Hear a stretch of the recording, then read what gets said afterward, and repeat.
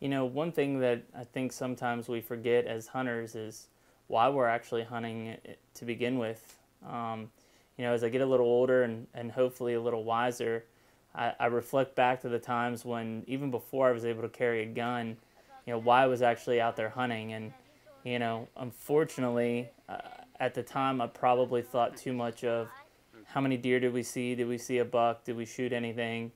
And now looking back on it, I think I took a lot of those times for granted. You know, being out with my dad and my grandpap and the rest of my family. See anything yet? Yeah, grouse and 2 deer. Any buck? No. You know, looking at some of our old videos of deer camps and things like that, you know, it often makes me feel like I focused too much at what was happening in that moment.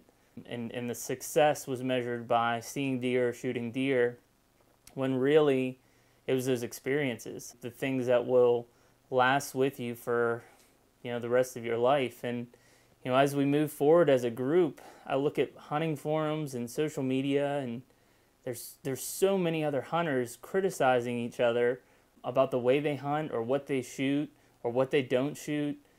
And it just makes me mad, because you think about us as a group, you know, we all have different goals, whether it's to put meat on the table, to be out hunting as a sport, which there's nothing wrong with that, you know, as long as it's within the legal restrictions of the state that you're hunting in, you know, yet we are all so critical of each other to the point of really putting each other down.